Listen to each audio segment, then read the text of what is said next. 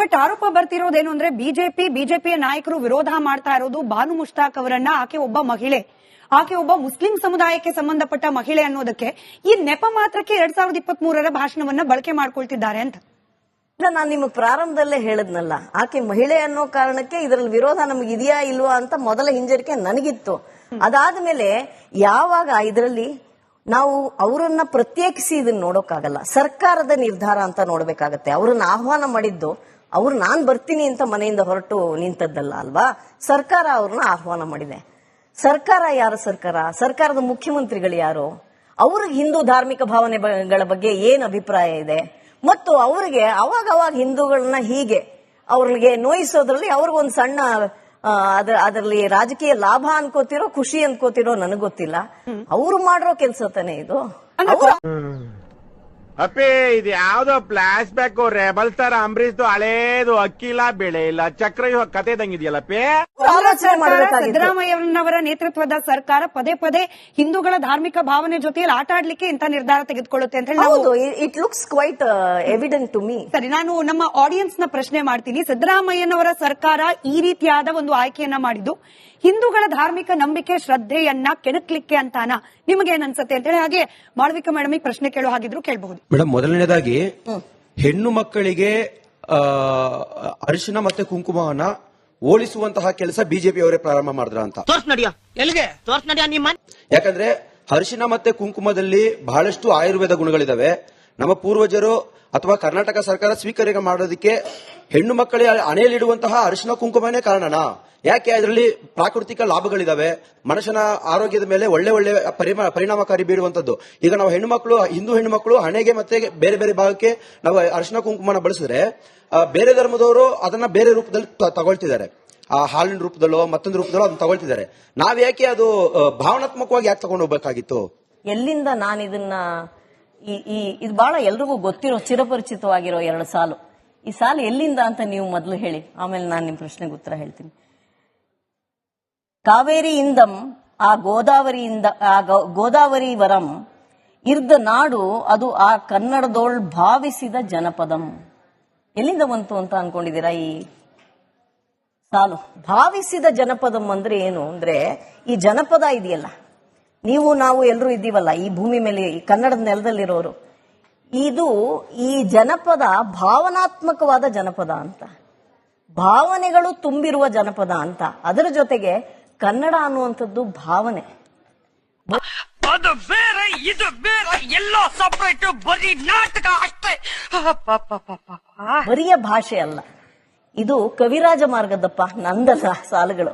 ಯಾಕೆ ಈ ಮಾತನ್ನ ಹೇಳ್ತಾ ಇದ್ದೀನಿ ಅಂದ್ರೆ, ಎಲ್ಲದರಲ್ಲೂ ಭಾವನೆಗಳಿರುತ್ತೆ. ನಾವು ಮನುಷ್ಯರಲ್ವಾ, ಭಾವನಾ ಜೀವಿಗಳು ನಾವು. ಇದನ್ನ ನೀವು ಈಗ ಹೊಟ್ಟೆ ಒಳಗಡೆ ಗರ್ಭದಲ್ಲಿ ಮಗು ಇದೆ ಅಂದ್ರೆ ಅದನ್ನ ಫೀಟಸ್ ಆಗಿ ನೋಡಿ ಅಂದ್ರೆ, ಇಲ್ಲ ಸ್ವಾಮಿ ಅದ್ ನನಗೆ ಮಗುನೇ, ಅದು ಸೈನ್ಸ್ ಅಲ್ಲಿ ಫೀಟಸ್ ರೀ ಅಂದ್ರೆ ನೀವು ಆತರ ಹೇಳ್ದ ಹಾಗಿದೆ. ಅರ್ಶಿನ ಕುಂಕುಮನ ಪ್ರಾಕೃತಿಕವಾಗಿ ಸಿಕ್ಕಿರೋ ವಸ್ತು ಅಂತ ಅಂದ್ಕೊಳ್ಳಿ ಅಂತ.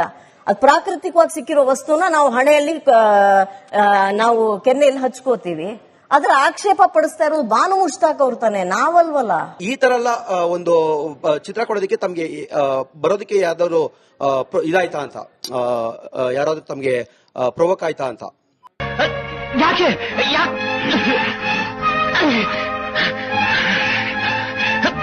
ಇದು ಬಹಳ ವೈಯಕ್ತಿಕ ಪ್ರಶ್ನೆ ಅಂತ ನನಗನ್ಸುತ್ತೆ. ನಾನು ಬೇರೆ ಭಾಷೆಯಲ್ಲಿ ಆಕ್ಟ್ ಮಾಡ್ತೀನಿ. ಮಲಯಾಳದವರು ಪ್ರಶಸ್ತಿ ಕೊಟ್ಟಿದ್ದಾರೆ, ತೆಲುಗವರು ಪ್ರಶಸ್ತಿ ಕೊಟ್ಟಿದ್ದಾರೆ. ಅದ್ರ ಸಮಸ್ಯೆ ಏನಪ್ಪ? ಬಾನು ಮುಸ್ತಾಕ್ ಅವರು ಉದ್ಘಾಟನೆ ಮಾಡಬೇಕು ಅಂತಂದ್ರೆ ತಮ್ಗೆ ತಮ್ಮ ವೈಯಕ್ತಿಕ ಅನ್ನೋದಕ್ಕಿಂತ ಇದು ಪಕ್ಷದಲ್ಲಿ ಇರೋದ್ರಿಂದಾನೇ ಇದನ್ನ ಆರೋಪ ಮಾಡ್ತಾ ಇದ್ರೆ ಅಥವಾ ಸ್ವೀಕರಿಸ್ಕೋತಾ ಇಲ್ವಾ ಅನ್ನೋದು ಮೇಲ್ನೋಟ ಕಾಣಿಸ್ತಾ ಇದೆ ಮೇಡಮ್. ತಾವು ಅದಕ್ಕೆ ವಿವರಣೆ ಏನಂತ್ಯ? ಆಲ್ರೆಡಿ ಸೌಂಡ್ ಬರ್ತಾರೆ ಡಿಟೇಲ್ಸ್ ಕನ್ನಡ ತಾಯಿ ಮಕ್ಕಳೆಲ್ಲ ಎದ್ ಬಂದ್ರಪ್ಪ, ಹೋಗ್ಬಾ. ಇಲ್ಲ ನಾನು ನಿಮಗೆ ಪ್ರಾರಂಭದಲ್ಲೇ ಹೇಳ್ದೆ, ನಾನು ನನ್ನ ಪಕ್ಷದ ಆಲೋಚನೆಯ ದೃಷ್ಟಿಯಿಂದ ನಾನು ಇದನ್ನ ಆಲೋಚನೆ ಮಾಡೇ ಇಲ್ಲ. ನಾನು ನಿಮ್ಗೆ ಹೇಳಿದ್ನಲ್ಲ, ಸ್ತ್ರೀಯಾಗಿ ಇದನ್ನ ವಿರೋಧ ಮಾಡ್ಬೇಕಾ ಅಂತಾನೆ ಮೊದಲ ಪ್ರಶ್ನೆ ನಾನು ಕೇಳ್ಕೊಂಡಿದ್ ನನ್ನನ್ನು ನಾನು. ಈಕೆ ಇಷ್ಟೊಂದು ಕೆಲಸ ಮಾಡಿದಾರಲ್ಲ, ಇವ್ರನ್ನ ವಿರೋಧ ಮಾಡ್ಬೇಕಾ ಅಂತ. ವಿರೋಧ ಇರೋದು ಅವ್ರಿಗೆ, ನಮಗಲ್ಲ. ಭುವನೇಶ್ವರಿ ಬಗ್ಗೆ, ಚಾಮುಂಡೇಶ್ವರಿ ಬಗ್ಗೆ, ಅವ್ರು ಹಚ್ಕೊಂಡ್ರೋ ಕುಂಕುಮದ ಬಗ್ಗೆ, ಅರ್ಶನದ ಬಗ್ಗೆ ವಿರೋಧ ಇರೋದು ಅವ್ರಿಗೆ. ಹಾಗೆ ವಿರೋಧ ಇರೋ ಜಾಗಕ್ಕೆ ಅವ್ರು ಯಾಕೆ ಬರ್ಬೇಕು? ಅವರು ಲೇಖಕಿಯಾಗಿ ತಮ್ಮ ಧರ್ಮಗುರುಗಳನ್ನೇ ಅವರು ಕಠಿಣವಾಗಿ ಕಣಿಸಿರೋದು, ವಿರೋಧಿಸಿರೋದು ನೋಡಿದೀವಿ. ಯಾವುದು ತಲಾಕ್ ಆಗಿರ್ಬೋದು ಅಥವಾ ಬಾಲ್ಯ ವಿವಾಹ ಆಗಿರ್ಬೋದು. ಸೊ ಅವರು ಒಬ್ಬ ಹೋರಾಟಗಾರ್ತಿನೂ ಹೌದು, ಒಬ್ಬ ಲಾಯರು ಹೌದು, ಒಬ್ಬ ಪತ್ರಕರ್ತರು ಹೌದು.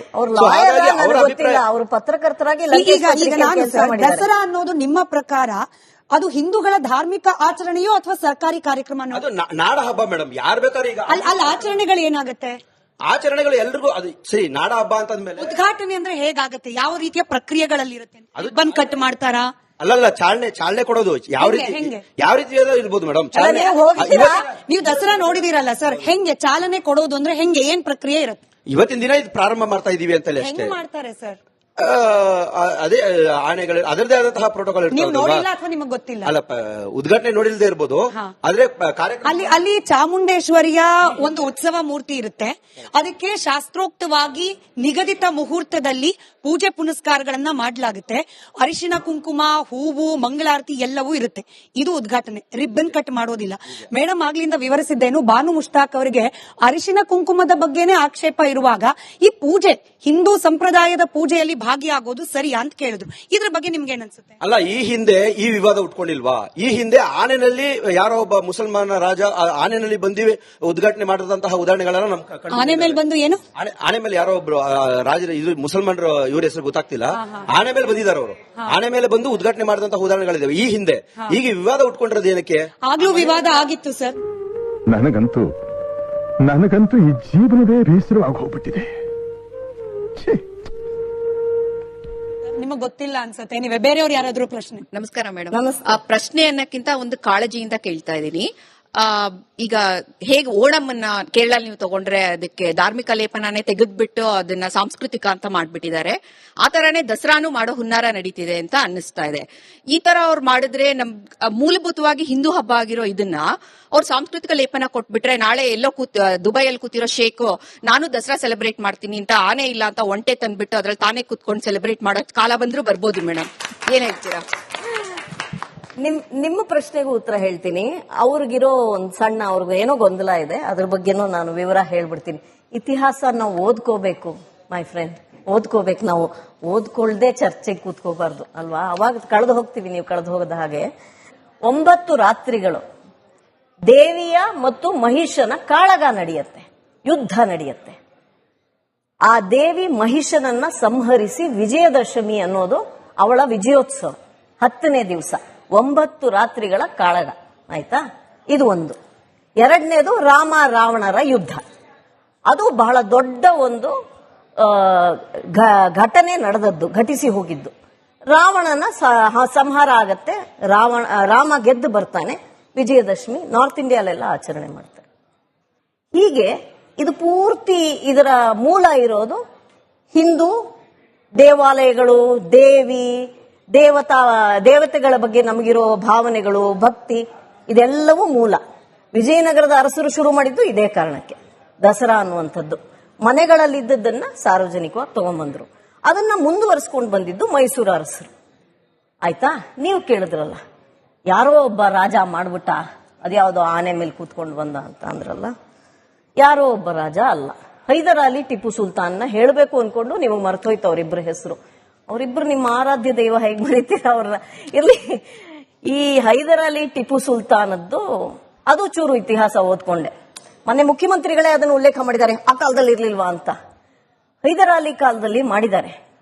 ಯಾಕೆ ಮಾಡಿದ್ದಾರೆ ಅಂದ್ರೆ, ಹೈದರ್ ಅಲಿ ದಳವಾಯಿ, ಸಿಂಹಾಸನದ ಮೇಲೆ ಕೂಡೋ ಧೈರ್ಯ ಮಾಡಲೇ ಇಲ್ಲ. ಆ ಸಿಂಹಾಸನದ ಮೇಲೆ ಆಗಲೂ ಒಂದು ಸೂಚ್ಯವಾಗಿ ಅಥವಾ ಒಂದು ಸಿಂಬಾಲಿಕ್ ಆಗಿ ಕೂತದ್ದು ಮೈಸೂರು ಅರಸರೇ. ಹಾಗಾಗಿ ದಸರಾ ಮುಂದುವರಿಸ್ತಾ ಒಂದು. ಎರಡನೇದು, ಅಲ್ಲಿ ದಸರಾ ಆಚರಣೆ ಅನ್ನೋದು ಈ ಸಾಂಸ್ಕೃತಿಕ ಕಾರ್ಯಕ್ರಮಗಳು, ಈ ಮಲ್ಲ ಯುದ್ಧ ಇದೇ ಹೆಚ್ಚಿತ್ತು. ಆಯ್ತಾ? ಚಾಮುಂಡೇಶ್ವರಿಯ ಬಗ್ಗೆ ಹೈದರ್ ಅಲಿಗೆ ಬಹಳ ಭಕ್ತಿ ಇತ್ತು ಅಂತ ಯಾವ ಉಲ್ಲೇಖವೂ ಇಲ್ಲ. ನಾನು ಎಲ್ಲಾ ಪುಸ್ತಕಗಳನ್ನು ತಿರುವು ಹಾಕ್ಬಿಟ್ಟೆ. ಇನ್ನು ಟಿಪ್ಪು ಸುಲ್ತಾನರ ಕಾಲ, ಟಿಪ್ಪು ಸುಲ್ತಾನ್ ಕಾಲದಲ್ಲಿ ಈ ಆಚರಣೆಗಳನ್ನ ಸ್ಥಗಿತಗೊಳಿಸಲಾಗಿತ್ತು. Any historian can challenge me on this. ಸ್ಥಗಿತಗೊಳಿಸಲಾಗಿತ್ತು. ಹಾಗಾಗಿ ಅವ್ರು ಮಾಡಲಿಲ್ಲ ಸರ್, ಮಾಡಲಿಲ್ಲ ಅವರು ದಸರಾನ. ಮೈಸೂರು ಅರಸರು ಬಂದ ಮೇಲೆ ಮತ್ತೆ ದಸರಾ ಪ್ರಾರಂಭ ಆಗಿದೆ. ಇಲ್ಲೊಂದು ಸಮಸ್ಯೆ ಖಂಡಿತ.